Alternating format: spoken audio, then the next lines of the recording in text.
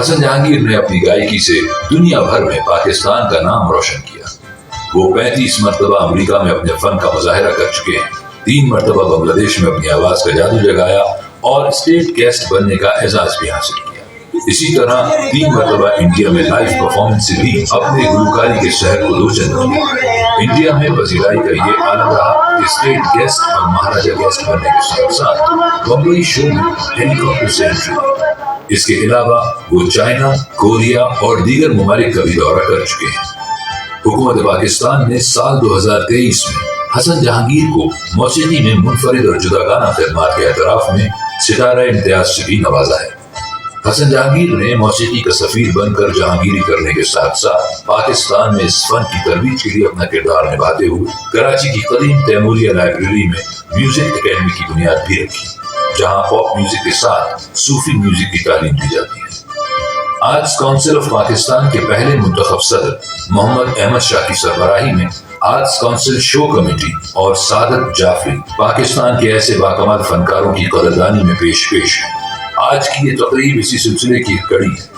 Arts council of Pakistan अपना फर्ज निभाते हुए पाकिस्तान के टॉप 5 सुपरहिट पॉप गानों में से एक गाने के गुलकार हसन जहांगीर को आज खिराज तहसीन पेश कर रहा है। खुशबू बता रही है कि वो रास्ते में मौजे हवा के हाथ में उसका सुराग है। तो फोन किया, इससे पहले वाले डीसी को किया, मेहदी हसन खान साहब के मकबरे के लिए, फिर इसको मैंने किया। ये खुद गया करके मुझे तस्वीरें भेजी कि ये खान साहब का मशवरा। इसने डिस्ट्रिक्ट सेंटर में मेरे साथ में खुद गया, लाइब्रेरियां रीडू की, उनको बनाया। ये हसन जहांगीर की एकेडमी की जगह और ये सारा कुछ ताज सलीम के लिए चार्ज करना, उसने फैसिलिटेट किया। जिस आदमी ने आपके साथ रत्ती बराबर अच्छाई की है तो उसको एक्नॉलेज करें। अगर उसको आप एक्नॉलेज नहीं करेंगे ना तो आपके काम को भी कोई एक्नॉलेज नहीं करेगा। हाँ, तो कहा मैंने बड़ा काम किया। फिर हमने मिलकर आर्ट्स काउंसिल सेटअप किया डिस्ट्रिक्ट सेंटर में, उसका भी लिंक पेन था। मुझे इन्होंने डॉक्टर हासिम से कहा, मुझे उन्होंने घर बुलाया, मैंने जगह देखी तो कोई 50 ट्रक कचरे के पड़ते, घंटा वाला बेड कचरा। तो मैंने कहा था मैं तो जा रहा हूँ, डॉक्टर साहब को बोलूँ मुझे जगह नहीं चाहिए। अब इन्हें मैं निकला आगे गाड़ी में बैठे, संडे था। रफी खलील, जो भी ऐसे आर्टिस्ट हैं हमारे, अल्लाह ताला उन्हें और तरक्की दे, और भी बहुत लोग हैं। तो वो जो एक राइट नहीं थे बिल्कुल म्यूजिक जिसको मर्जी है कॉपी की, कैसेट पे कैसेट अपना रो भाई, वो कैसेट हमारा दोस्त जो है जिसकी कैसेट कंपनी थी जुबैर मोती वाला, 2 लाख 4 लाख कैसेट निकाल के गाना भरा चला दिया। इंडिया में भी यही था, इसको थोड़ी पैसे मिलते थे। इसी तरह हमारा एक और आर्टिस्ट आज हमें उसे याद करना चाहिए, उमर शरीफ। बगैर टीवी, बगैर किसी वसीले के पूरे ग्लोब पे वो मशहूर हुआ। ठीक है, ये हसन की मिसाल और उमर की मिसाल है। इंडिया के साथ बिल्कुल हमारी ना कोई फिल्म जा सकती, लेकिन बकरा किस्तों पे उमर शरीफ की कॉमेडी, हसन जहांगीर, इन लोगों ने पूरा हिंदुस्तान जो है इनका मद्दा हो गया। हमने तो खैर काफ़ी अरसे से ये सिलसिला शुरू किया है कि मेरे शहर में जो इतने अच्छे आर्टिस्ट जो थे, इतने सुच्चे आर्टिस्ट, वो तो दुनिया से चले गए। और कैसे कैसे लोगों का शहर था ये निसार बज़मी से लेकर मेहदी हसन खान तक का शहर था ये। नियाज भाई को भी याद करना चाहिए, हमारे नियाज भाई, ये तुम्हारी खाला महनाज, तुम्हारी अम्मा, ये कैसे कमाल के लोग थे इस शहर में। और क्योंकि ये इतने मतलब मैं कहता हूँ ना, गाने के लिए अभी बहुत सिंगर आए, बहुत से लोगों की परफॉर्मेंस है, बहुत माइक में इम्प्रूवमेंट आ गई है, लेकिन जो कमाल जो हसन जहांगीर का था, यकीन करें, जिनके मैं तो समझता हूँ जो जिस अंदाज से ये गाते थे उसमें जिनके सफेद बाल थे वो काले होने शुरू हो जाते थे। हम अपने सिंगर्स को अप्रिशिएट करते हैं, लेकिन हमें खुशी ज्यादा ये होती है कि हमारे हम असर है। तो नहीं, नुमान हमारा बहुत प्यारा दोस्त है, इसके लिए भी तालियां बजाएं, छोटा भाई भी और दोस्त भी, और बहुत अच्छा कॉम्पेयर भी है। नुमान, अमेरिका हम टूर करने गए, उसमें वो रीमा शो था एक्चुअली, उसमें हसन जहांगीर भी थे, गुलाम मोहिद्दीन साहब, रैम्बो साहिबा और बाद में शायद मीरा भी आई थी। और उसी दौरान एक लतीफ़ा भी हुआ था कि वो हम लोग शो खत्म करके जब बैठे तो खाना खाने लगे, वो साथ ही मुझसे कहने लगी मीरा हनीफ आज मेनू की है। मैंने कहा मेनू की पता तैनू की है।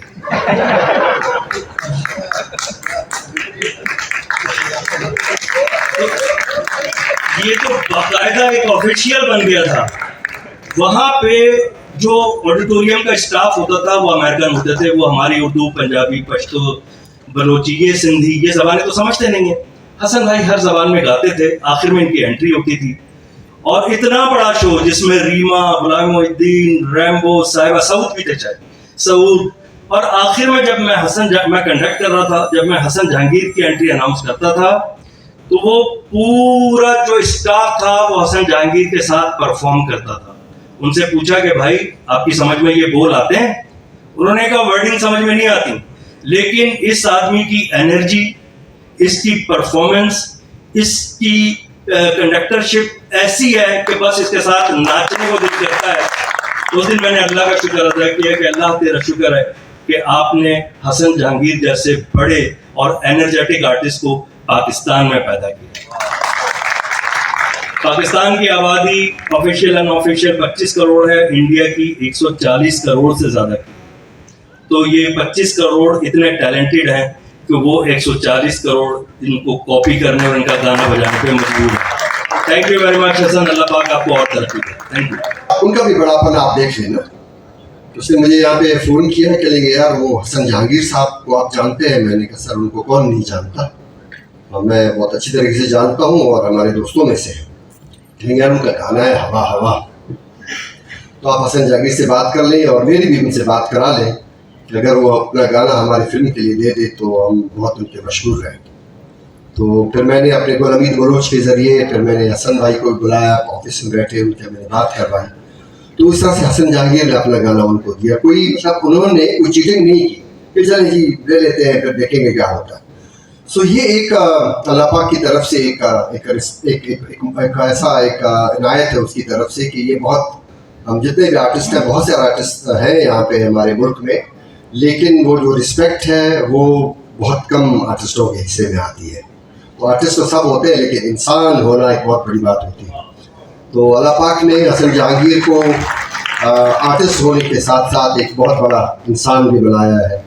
और जैसे आरिफ साहब ने बात की, फिर उसके बाद बाबर अब्बासी साहब ने बात की कि इसने अपनी फैमिली के लिए एक बहुत बड़ी कुर्बानी दी, और इस एज में कुर्बानी देना तो एक बहुत बड़ी बात होगी। हसन जहांगीर इंडिया बहुत सारे लोग गए, मैं भी गया, बहुत काम किया, लेकिन जैसा इस्तकबाल हसन जहांगीर का हुआ है ना, वो किसी का नहीं हुआ इंडिया के।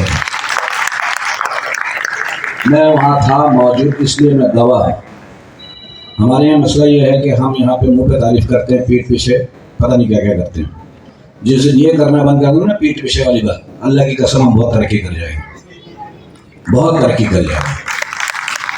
कोशा साहब ने बहुत अच्छी बात की, खाली गुलदस्ता से घर नहीं चलता, ठीक है ना। फनकार के साथ भी पेट लगा हुआ है भाई, ये समझते अवार्ड दे तो बहुत खुश हो जाते हैं। फनकार के लिए रिवॉर्ड भी होना चाहिए और वो कैश की सूरत में होना चाहिए। सीधी बात करता हूँ, घुमा के नहीं कर रहा मैं। यहाँ पे बहुत सारे, इकबाल भाई ने कहा अभी यहाँ पे आके कि ऐसा फनकार ना पैदा हुआ ना होगा, ये मत कहा करें, ये अल्लाह को चैलेंज हो जाता है। अल्लाह तो ये कहें अल्लाह ताला ने एक ही हसन जहांगीर पैदा किया है। मैं आपकी तशरीह कर देता हूँ, आपके बहाने बहुत सारों को हो जाएगी कि अल्लाह ताला ये रिपीट नहीं करता, थम्स को बंदा कैसे रिपीट करेगा? ये थम से रिपीट नहीं होती तो बंदा कैसे रिपीट करेगा? मैं एक हूँ, आप एक हैं, सब एक एक हैं। ये अल्लाह ताला क्रिएटर इतना बड़ा, वो अपनी चीज़ें रिपीट नहीं करता, वो एक ही पैदा करता है। मतलब इस भांगे सब की बहुत सारे लोग, हम बहुत सारी कुफर बच जाते हैं बिला वजह, वो यार ऐसा पैदा ही नहीं हो सकता, नहीं बोला करे भाई। ये अल्लाह को चैलेंज है, अल्लाह पैदा करता है, बंदा तो नहीं करता, बंदा कोशिश करता है। हसन सीनियर हो? नहीं वो नहीं मरता, वो अभी उसने अभी एक शादी और करनी है। तुम्हारा आज तुमने कहा वो एक शादी और करेगा इंशाल्लाह। हाँ यार जोर से बजाओ ताकि वो कर ले। कोई उसके मफाद की बातें नहीं करो। ट्रिब्यूट तो ठीक है, वो उसको सारी जिंदगी हम ट्रिब्यूट दे कम है। हसन जहांगीर को, ऐसे फनकार उमर शरीफ को, मोइन अख्तर को, शहजाद रजा को, लियाकत सोजर को सारी जिंदगी ट्रिब्यूट दे कम है। ये वो लोग हैं, अनवर मकसूद साहब को, ये वो लोग हैं जो पाकिस्तान के, जो मेरे सामने जो मैं देखता हूँ, ये वो लोग जिनको ट्रिब्यूट देते ही कम है। तो फायदे की बात करो, कोई लड़की उड़की देखो शादी के लिए, हसन के लिए। हसन ये तेरे घर बसने नहीं देगा यार, ये पप्पे कुटनी है। हालांकि इसको भी जरूरत है, मैं कहता हूँ तू भी कर रहा है। हानि भराजों को भी मशवरा दूंगा वो भी शादी करे, क्योंकि उसके लिए उसकी भी दोनों की बीवी माशा दुनिया में नहीं है। हाँ, नाम पाकिस्तान का लेजेंड है। तो फिर किसी ने कहा कि हवा हवा इन्होंने बजाया है, वो मेरे पैरों में गिर गए।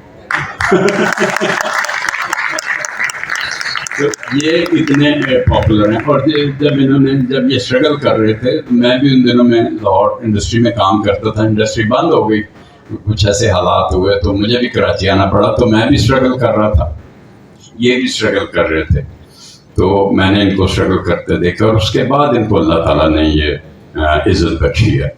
और इनका जो गाना है वो अल्लाह की कुछ ऐसी मेहरबानी को मैंने ही प्ले किया, हवा हवा का, ठीक है। और उसमें हमारे साथी थे शाहिद भाई, सारे म्यूजिशियन हजरात जानते हैं, आर्टिस्ट जानते हैं, उन्होंने ड्रम बजाया हुआ था। तो मैं अमेरिका से एक नया इंस्ट्रूमेंट ले आया, एमुलेटर। तो उसका ड्रम जब सुनाया तो हसन मुझे कहता है ये ड्रम बजाएं। मैंने कहा मैं ये नहीं बजाऊंगा। तो कहते क्यों? मैंने कहा यार शायद की रोजी रोटी ख़त्म हो जाएगी। तो इसने कहा उसको पेमेंट होगी, आप बजा दें। तो मैंने उसमें फिर ड्रम बजाया और जब वो इंडिया में कॉपी हुआ तो जो मैंने ड्रम में किया था वो भी एज इट इज़ कॉपी हुआ। तो इनकी वजह से हमें भी इज्जत मिली, इनकी हवा की वजह से। And I wish you best of luck Hasan, अल्लाह ताला आपको और कामयाबी दे ज़िंदगी में। शुक्रिया, थैंक यू वेरी मच। मैंने कहा हसन भाई उम्रा करने जाना है और फिर वहाँ शो करना है, ये सुनना था। तो हसन भाई ने कहा कुछ नहीं कहा। मैंने कहा हसन भाई पेमेंट करें नहीं, बस मुझे लेके चलो और वहाँ पे मैं उम्रा करने जाऊँगा, शो भी करूँगा, जो भी बोलोगे तो मैं जाऊँगा। अच्छा, सबसे इम्पोर्टेंट बात कि हसन भाई राजी हो गए, कुछ नहीं पूछा ही नहीं, ना प्लान ना कुछ, चले गए। अब हम सब के लिए जो वो पहली नज़र काबे पे पड़ती है वो बड़ी इंपॉर्टेंट नज़र होती है, बहुत अहम होती है। अब हसन भाई की सादगी आप देखिए कि यहाँ से हमने ट्रैवल किया, जद्दा एयरपोर्ट पे पहुंचे, जब जहाज़ ने लैंड किया तो सब अपने बैग्स उतार रहे थे, मैं भी उतारा था। हसन भाई मुंह नीचे करके खड़े हुए हैं। मैंने कहा हसन भाई बैग तो उतारें। कह रहे यार वो काबा नज़र आ जाएगा तो पहली नज़र मेरी ज़ाया हो जाएगी। मैंने कहा हसन भाई अभी हम जहाज़ में, यहाँ से काबा नज़र नहीं आएगा, आप चलें मेरे साथ, फिर मैं आपको बताऊंगा, क्योंकि मैं वहाँ काफ़ी मेरा यूज़ हुए जाने का। तो फिर जब हम वहाँ पहुँचे मलिक फहद गेट पे, तो फिर मैंने हसन भाई से कहा हसन भाई अब आप नज़रें नीची कर लें, थोड़ी देर में काबा आपके सामने होगा। हमारा साथी है और काफ़ी टाइम से म्यूज़िक से वाबस्ता है। शोबिज़ की तमाम शख्सियात से बहुत करीबी ताल्लुक़ है। बहुत सारी तालियाँ काशिफ गिरामी के लिए कि यहाँ तशरीफ़ लाएँ, इज़हार ख्याल करेंगे जनाब हसन जहांगीर साहब के हवाले से। तमाम हस्तियों को, उन तमाम लोगों को जिनकी कंट्रीब्यूशन समाज में किसी ना किसी शोबे में मौजूद है। और मुझे आज याद आ रहा है वो पुराना वक्त जब असद जाफरी साहब, अल्लाह उनको गरीक़ रहमत करे, वो बहुत ज़्यादा जिस तरीके से आज अख्तर अली अख्तर साहब या अख्तर जावेद सूफ़ी साहब, ये इस किस्म के जो फिल्मी जर्नलिस्ट यहाँ सबको सपोर्ट देते हैं, उस वक्त असद जाफरी साहब का बहुत बड़ा कंट्रीब्यूशन है हसन जहांगीर साहब की। क्योंकि कामयाबी तो हो जाती है, लेकिन अगर किसी ने इंट्रोड्यूस कराया, हर जगह लेकर गए, हर चीज़ की। मुझे आज भी 1987 में एक होटल होता था, होटल प्लाजा नईम साहब का, मेरी वालदा के हाथ से पहला अवार्ड हसन जहांगीर साहब को वहाँ पर मेरी वालदा ने दिया। और मैं 1987 की वो तस्वीर मुझे याद नहीं रही, मैं लाता यहाँ दिखाता कि कैसा वो नौजवान हवा के बाद इतना पॉपुलर हुआ। और थोड़ा सा चूंकि मेरा ताल्लुक इस चीज़ से रहा, तो मैं आपको बताऊं 4 से 5 गाने पाकिस्तान के ऐसे हैं जिसके बाद पाकिस्तान की एक हिस्ट्री बनी है, जिसका आखिरी गाना है कैफी खलील का कहानी सुनो, तो वो सिलसिला अगर सही मानों में शुरू हुआ तो नाजिया हसन साहिबा का एक गाना, उसके बाद हसन जहांगीर साहब का एक गाना, उसके बाद वाइटल साइंस का एक गाना, और उसके बाद कैफी खलील का एक गाना। इसके अलावा ये सब बैठे हुए कोई गाना ऐसा नहीं है जिसकी 35 साल 40 साल की वो शोहरत रही हो जिसकी वजह से आज तक वो फनकार भी जिंदा है और उस काम की वजह से फनकार तायात अपनी जिंदगी में अपने गाने की वजह से मौजूद रहेगा। मैं आर्ट्स काउंसिल का बहुत मशकूर शुक्रगुजार हूँ, क्योंकि मैं जब मुझे सितारा इम्तियाज़ मिला तो बड़े मेरे दोस्त अहबाबों ने बड़े बड़े दावे किए कि जो हम ये आपके लिए ट्रिब्यूट करेंगे, हम वो करेंगे, और हम ये करना चाहते हैं, और ऐसा होगा और वैसा होगा। लेकिन ये सारी बाजियाँ मार के ले गए जिनका नाम है सदर आर्ट्स काउंसिल अहमद शाह साहब। उन्होंने वो कर दिखाया कि जो लोग जज्बात और फीलिंग्स रखते थे करने की कोशिश कर रहे थे, लेकिन अहमद शाह साहब ने वो वादा वफा किया, निभाया कि मैं arts council of Pakistan, arts council के शो बिजनेस कमेटी के हमारे मोहसिन और मैं जब ये उसमें होते थे सादिक जाफरी साहब, और ये जब आईडी डिपार्टमेंट के थे नादरा में थे तो मैं इनसे मिलने जाता था और बहुत शफकत ये मुझे मिला करता था। इसी तरह महमूद साहब ने मुझे आर्ट्स काउंसिल का मेंबर बनाया, और मेरा छोटा भाई नुमान, इसकी प्यार, इसकी मोहब्बत, और जितने भी आर्ट्स काउंसिल के लोग हैं उसमें एक पियोन से लेकर सदर आर्ट्स काउंसिल मोहम्मद अहमद शाह साहब का मैं तहे दिल से मशकूर हूँ, शुक्रगुजार हूँ कि मैं चाहता हूँ उनको जोरदार तालियों में मेरी तरफ से आप लोगों को अप्रिशिएट कीजिए कि उन्होंने बहुत अच्छा रिसेप्शन और इंतज़ाम किया। और आप सबके मैं बहुत मशकूर हूँ कि आप सब तशरीफ लाए और आपने मेरी इज्जत अफजाई की।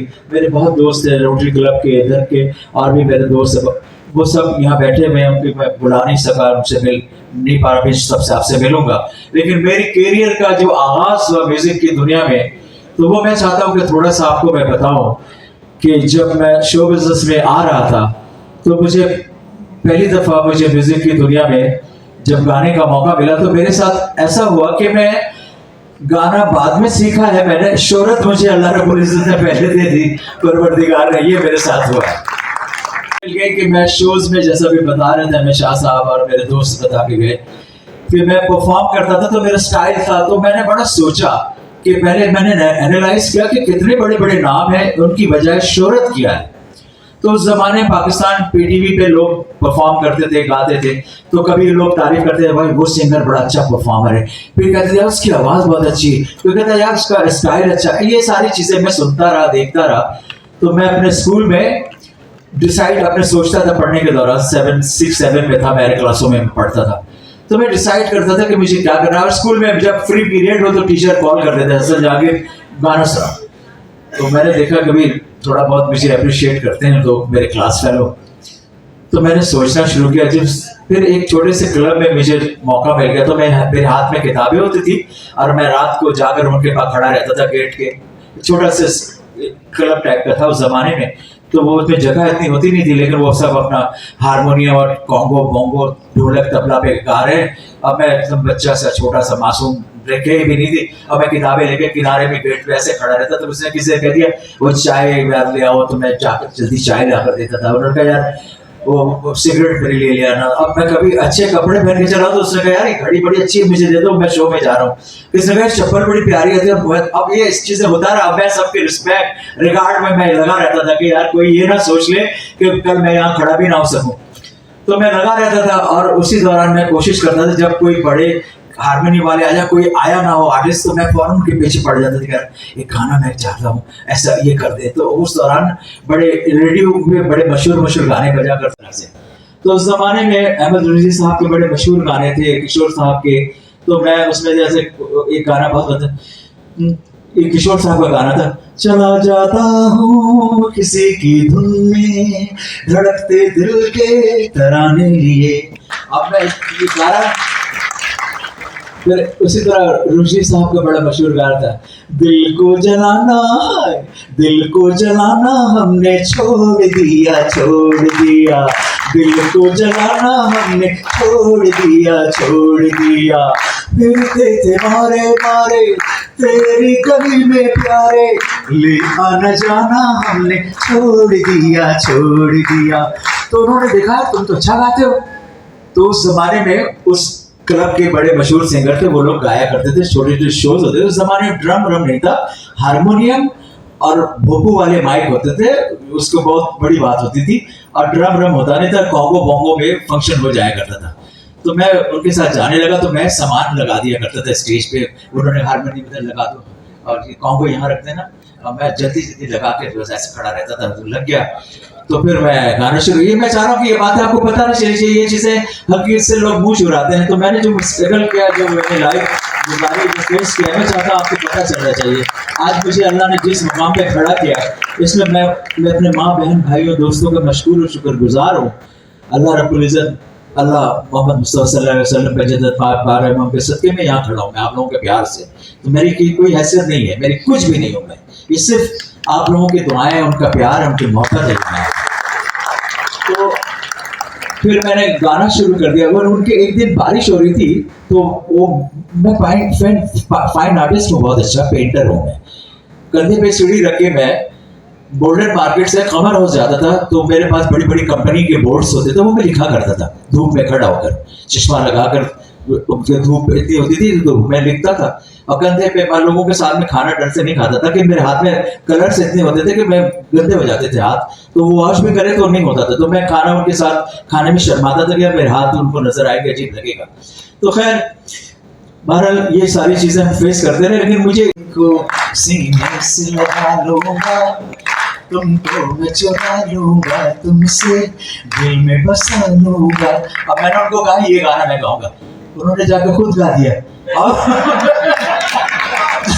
अब यकीन करें, अब मेरे पास सिलेक्शन ही नहीं, अब गाने को नहीं, मैं 2-3 गाने तो याद थे। अब मैं बोलूं मैं क्या करूंगा, उन्होंने मुझे बुला लिया कि भाई अब आपकी बारी है। अब मैं सोचूं, मैं हाथ मर रहा हूँ कि मैं क्या करूंगा, बुला भी रहे, चांस भी मिल रहा है। आप यकीन करें कि मैं बस आंख बंद कर अल्लाह से दुआ किया। मैंने कहा वो एक गाना है, मेरी भीगी भीगी सी तरंग, मेरी भीगी भीगी सी पलकों पे रह गए, जैसे मेरे सपने बिखर के, जल मन तेरा भी किसी के मिलन को अनामिका तो भीतर से। आय जो फिर ऐसा हुआ कि पूरा क्राउड चाय भाई छोड़ के ड्राइंग रूम में सोता, सब बच्चे आ गए, लड़कियां और प्रिटी गर्ल्स सब आने, फूले हार, निछावर और नोटों की बारिश शुरू हो गई। आप यकीन कीजिए ऐसा लगा मुझे कि शो अब स्टार्ट हुआ है, और वो लम्हा था मेरी जिंदगी का। That's the turning point of my life. वो दिन है, आज का दिन है। फिर अल्लाह रब्बुल इज़्ज़त के करम से मुझे कॉन्फिडेंस मिला कि म्यूजिक में, और अच्छा मैं परफॉर्म कर रहा था। ये बात है कि मैंने किसी को परफॉर्म करते देखा नहीं था, लेकिन मेरे अंदर एक बिजली करंट थी। मुझे नहीं पता कि मैं मेरी भीगी भीगी भी गा रहा हूँ, तो उसमें एक अंदाज था, वो इतना स्वीट लगा लोगों को कि उन्होंने कहा यार क्या कर रहा है ये, तो उनको बिल्कुल हैरान हो गया, और वो सब मुझसे ऐसे जुड़ गए कि यार ये तो कमाल कर रहा है लड़का। तो फिर मैंने कहा ये सारी खूबी एक सिंगर में होना चाहिए। तो मैंने अपना माचो मैन का स्टाइल बनाया, एक्सरसाइज शुरू की, जिम जाना, फिटनेस ट्रेनिंग। फिर मैं रेडियो पाकिस्तान में आर्टिस्ट बैठा करते थे, फंक्शन वहाँ से डिसाइड होता था किसको कहाँ मिलेगा, तो मैं भी वहाँ जाने लगा। तो वहाँ पर रेडियो पाकिस्तान में मुझे भी मौका मिल जाता। सुबह में मुझे परफॉर्मेंस करने के 150 रुपये मिल जाते थे। 150 रुपये बड़ी हैंडसम अमाउंट होती थी, वो बहुत बड़ी पेमेंट होती थी। तो जब मुझे मिलने लगे तो वहाँ पर रेडियो पाकिस्तान की कैंटीन में एक यंग लड़का होता था, तो वो अक्सर बाहर टूर करता था हांगकांग सिंगापुर से। वो कपड़े, शूज, जॉगर्स, ये जीन्स लाकर बेचा करता था, तो वो किसी को पता नहीं था, मुझे पता चल गया। तो मैंने क्या अपना गेटअप चेंज किया, मैंने इससे जीन्स खरीद देता था, जॉगर्स ब्लू रंग के, गेटअप, टी शर्ट, ग्लासेस, तो मैं तो फिट एक पावर एनर्जी के साथ आ गया था। तो मैंने फिर स्टाइल बनाना शुरू किया, सोचना शुरू किया। तो ये जो भी बता रहे थे कि माइक लेके परफॉर्म करता था, तो फिर मैंने देखा जो सिंगर मेरे टाइम में गाने आते थे वो सूट बूट पहन के, टाई लगा के, हारमोनियम या गिटार लेके और माइक लेके खड़े होके बिल्कुल हिलते नहीं थे बेचारे, अपना गाते रहते थे। तो मैंने कहा यार ये काम नहीं करना है मुझे। मैं फिर लीड वाली माइक लेके मैं बीच में आ जाता स्टेज के ऊपर, और फिर मैं जब ये मुझे कॉन्फिडेंस मिला, लोग मेरे साथ डांसिंग तो गाना स्ट्रीमिंग डांसिंग शाउटिंग करना शुरू कर दिया, तो फिर मैंने सोचा यार इससे भी आगे कुछ करना है। तो मैंने गेटअप स्टाइल, मेरे पीछे से लोग पहचान जाते थे कैसे। मैंने भी आपको बताया कि मैं गाना म्यूजिक बाद में सीखा है। शोहरत मुझे अल्लाह रब्बुल इज्जत ने पहले नवाज दिया कि मेरी शोहरत इतनी हो गई कि बाहर से लोग जानते थे कि हसन जहांगीर जा रहा है। तो इसकी लिरिक कैसे लिखा कि मैं मेरे जितने भी गाने कॉम्पोजिशन हुए, या तो मैं ड्राइविंग, जैसे उस जमाने में स्कूटर थी मेरे पास ना, गाड़ी नहीं थी, तो मैं स्कूटर पे चल रहा था, तो स्कूटर चलाते हुए मैंने की चमके चित्ते की लपके स्मैश स्मैश मारे जैसे गोली चल जाए इमरान खान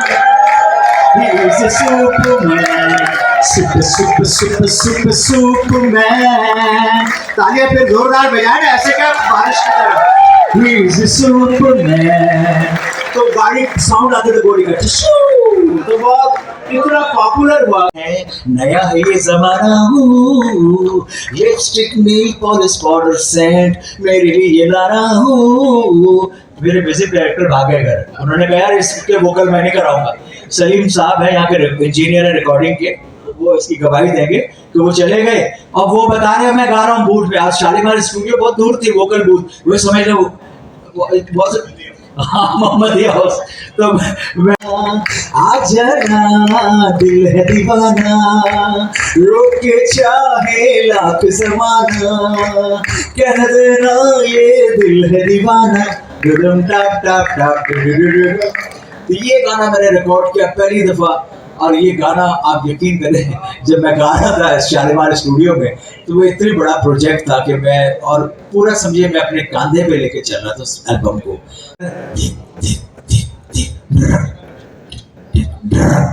तो मैंने कहा सर भाई ये चाहिए मुझे। तो कह रहे हैं मेरी जान शाहिद भी मेरे साथ काम कर रहा है, उसकी रोजी रोटी का सवाल है, मैं नहीं करूँगा। मैंने कहा सर भाई मैं आपसे पहले उसके पेमेंट वेमेंट का मसला था, मैंने कहा सारा मैं पूरा करूँगा, आप फिक्र ना करें, वो मुझे ये चाहिए। फिर इन्होंने कहा चल ठीक है बजाया। जब इन्होंने बजाया तो मुझे हर गाना फीका लगे। मैं तो बोले से कि उन्होंने बोला नहीं भैया एक गाना बजा दिया, बाकी दूसरों को काम करना मैं नहीं करूँगा। तो यकीन करें वो फिर बाद में फिर हाँ वो फिर बाद में दिल जो तुझ पे आया है प्यार, फिर सब में बेस किक इन्होंने फिर सब में डाला। तो वो सारे गाने अजहर भाई ने, और वो एल्बम के 13 के 13 गाने सुपर हिट है, लेकिन वजह शोहरत हवा में बनी, लेकिन सारे गाने हिट है। तो थैंक यू।